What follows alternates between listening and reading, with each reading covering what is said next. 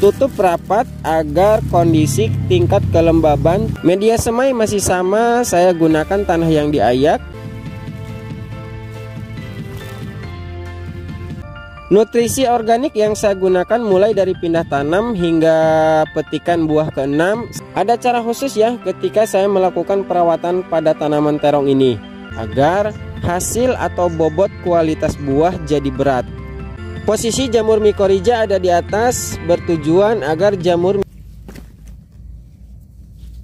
Assalamualaikum warahmatullahi wabarakatuh. Halo kawan, jumpa lagi di channel tempat berbagi pengalaman dan pengetahuan sekitar tanaman buah dan sayuran dengan perawatan mudah, murah, dan cepat berbuah. Channel ini menyuguhkan setiap konten yang dibuat dengan jujur, teruji, dan terbukti hasil dan kualitasnya. Jadi, jangan ragu jika mengikuti cara yang saya lakukan dalam melakukan perawatan buah dan sayuran. Kali ini saya akan berbagi pengalaman bagaimana cara menanam terong mulai dari cara semai hingga buah bisa dipanen. Akan saya jelaskan secara lengkap, singkat, dan padat. Perlu diingat, jangan skip videonya, karena jika di skip akan ada cara perawatan yang terlewat. Sebelum lanjut, yuk saksikan dulu cuplikan berikut ini.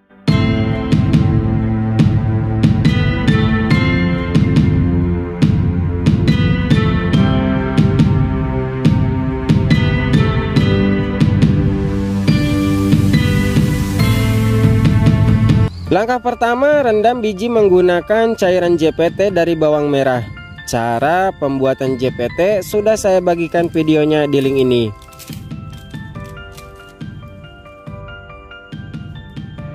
Rendam biji kurang lebih selama 1 jam. Setelah 1 jam, kemudian tiriskan.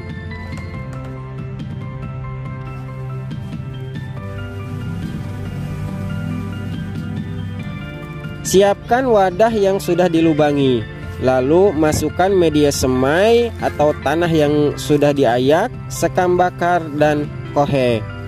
Ratakan biji di atas media semai, lalu tutup dengan tanah tipis saja. Kemudian spray dengan JPT hingga media semai lembab dan jangan terlalu basah. Tutup rapat agar kondisi tingkat kelembaban terjaga. Kemudian simpan di tempat yang teduh dan terhindar dari sinar matahari. Setelah biji berkecambah, buka tutup kemudian jemur di bawah sinar matahari pagi. Dan sirami jika media semai kering. Dan ini perkembangan 10 hari setelah semai. Saya spray dengan JPT ya. Sayang sekali persemaian diganggu oleh ayam hingga berantakan, sehingga persemaian saya pindahkan ke tempat yang lebih besar.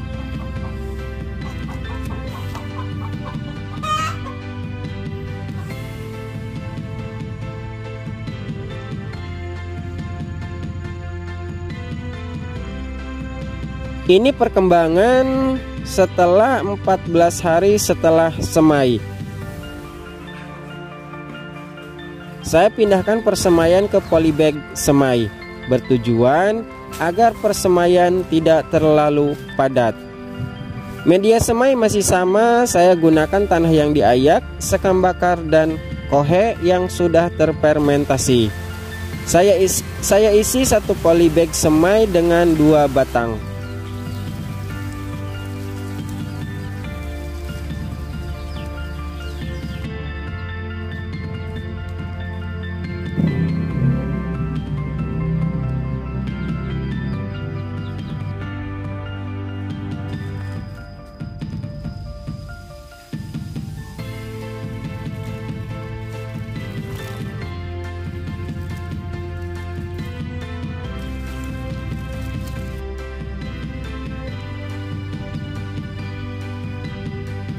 Dan ini perkembangan di usia 35 hari setelah semai.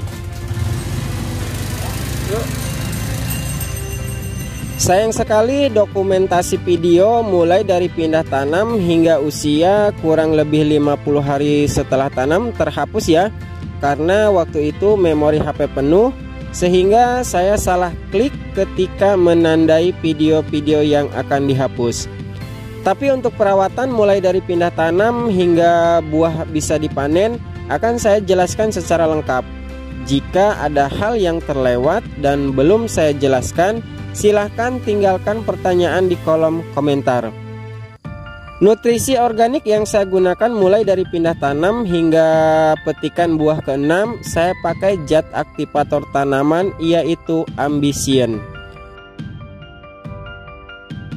Pemakaian Ambition ini saya aplikasikan sebanyak 5 kali ya dalam satu musim. Aplikasi yang pertama saya spray 1 hari setelah pindah tanam. Aplikasi yang kedua saat masa pembungaan. Aplikasi yang ketiga masa pembentukan buah. Aplikasi yang keempat masa pembuahan. Dan aplikasi terakhir yang kelima setelah petikan ke-6. Pada masa pertumbuhan saya pakai pupuk daun dari merek dagang Gandasilde setiap 1 minggu sekali, dengan pemakaian dosis 1,5 sendok makan tiap tangki 16 liter. Dosis saya naikkan mengikuti pertumbuhan usia tanaman.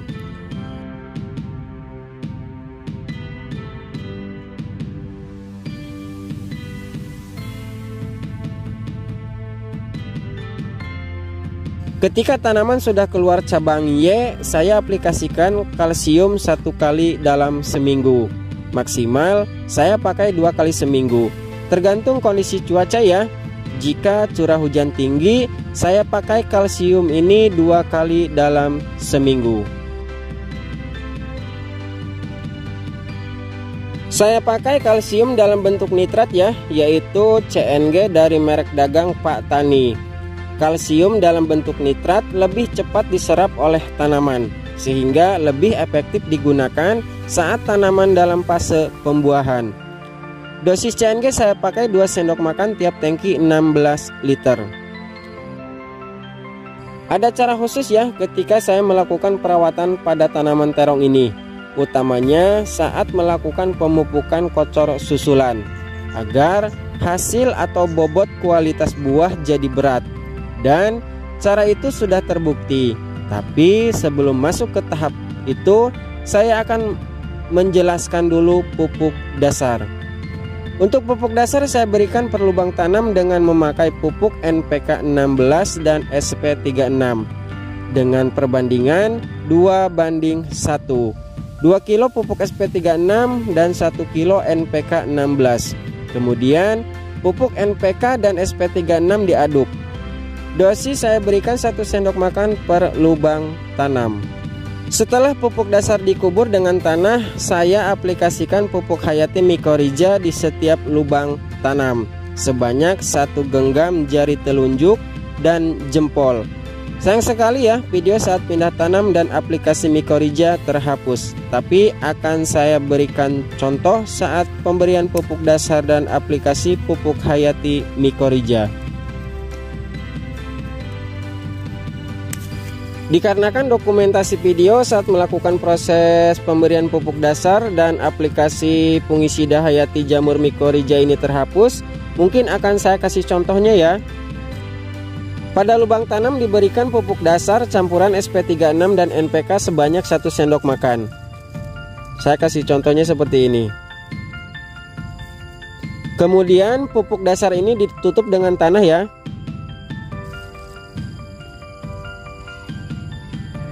Setelah pupuk dasar ditutup dengan tanah seperti ini, taburi fungisida Hayati jamur Mycorrhiza ini kurang lebih sebanyak ini.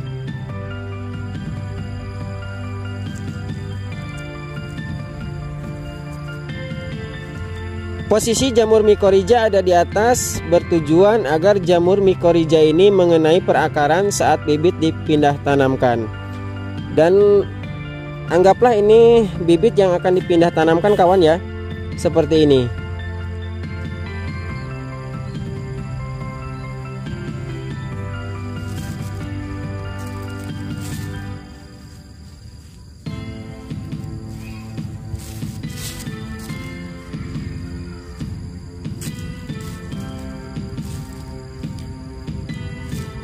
Dan terbukti dengan diaplikasikannya fungisida hayati jamur mikorrhiza ini tidak ada tanaman yang terserang layu penyebab penyakit akibat jamur dan bakteri.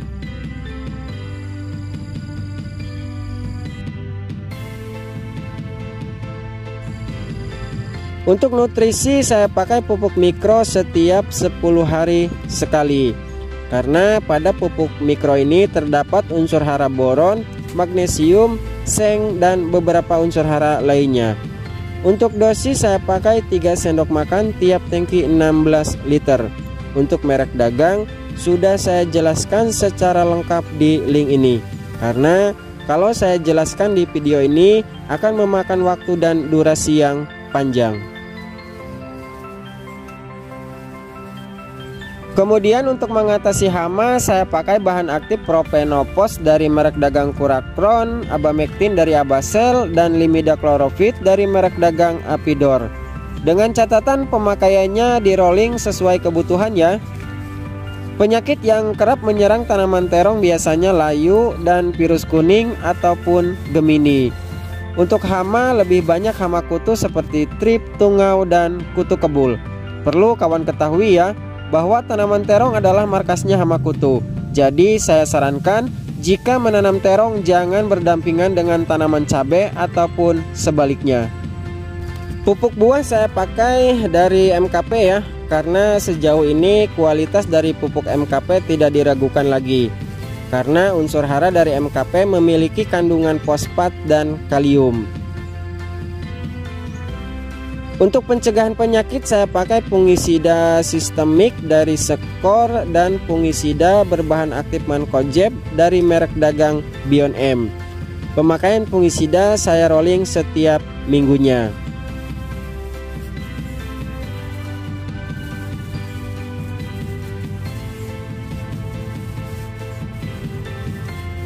Agar kualitas buah berbobot dan berat, saya memiliki cara tersendiri ya saat melakukan proses pemupukan. 2 hari sebelum buah dipanen, saya lakukan pemupukan.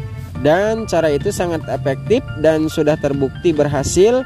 Setiap buah memiliki kualitas dan hasil bobot yang bagus. Lalu bagaimana jika buah sudah siap dipanen, tapi belum waktunya pemberian pupuk? Cara yang saya lakukan 1 hari sebelum dipanen, saya spray memakai pupuk MKP dan Mag-S agar setiap buah menghasilkan bobot yang bagus.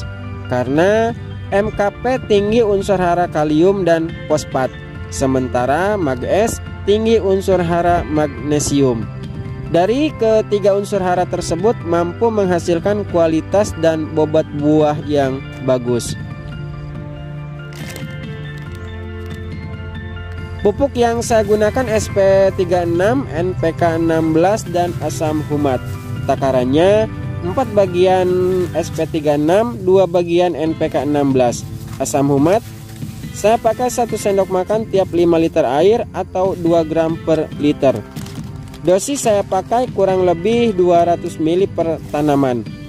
Pupuk susulan saya lakukan setiap 17 hingga 20 hari sekali tergantung kondisi fisik tanaman.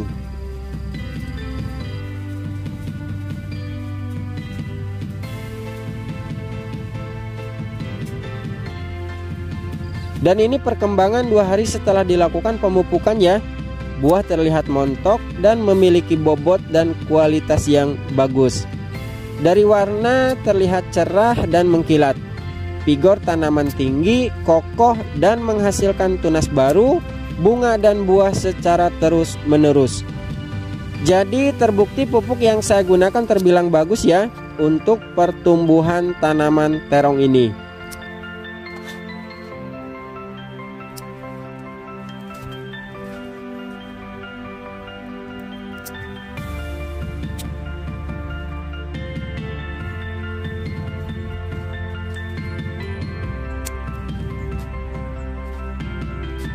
Satu hari setelah dipanen, saya spray menggunakan kalsium dalam bentuk nitrat dari Pak Tani. CNG dari Pak Tani ini memiliki kandungan nitrat sebesar 15%. Kelebihan dari pupuk kalsium ini diantaranya mampu meningkatkan hasil dan kualitas panen, mampu mengurangi serangan jamur, meningkatkan daya tahan dan umur buah.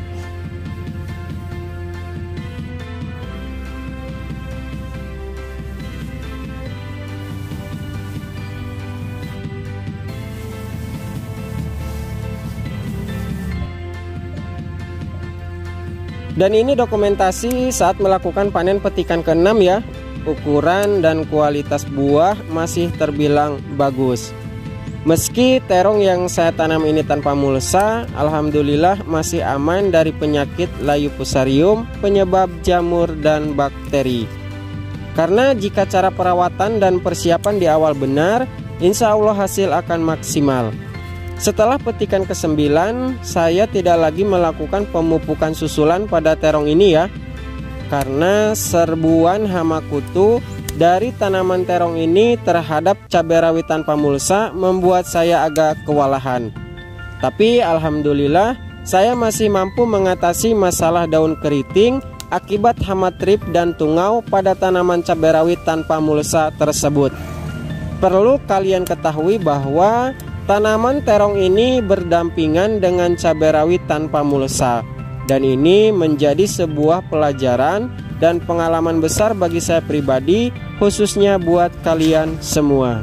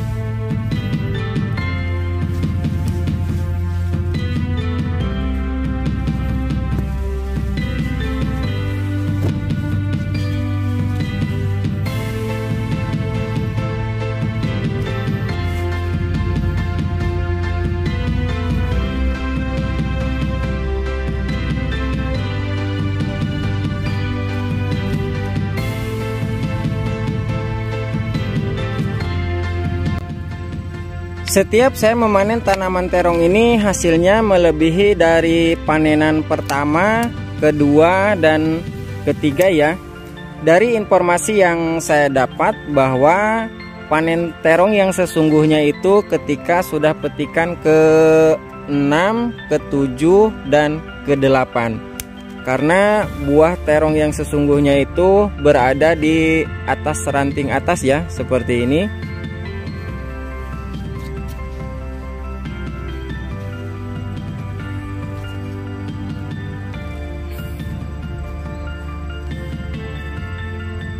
Oke, itulah informasi perawatan cara menanam terong mulai dari persemaian hingga panen. Ingat pesanku, tetap jaga kesehatan, tetap semangat, dan semoga bermanfaat. Karena sebaik-baiknya orang yang bisa memberi manfaat untuk orang lain. Jangan lupa subscribe, like, komen, dan share. Sampai ketemu di konten-konten saya berikutnya.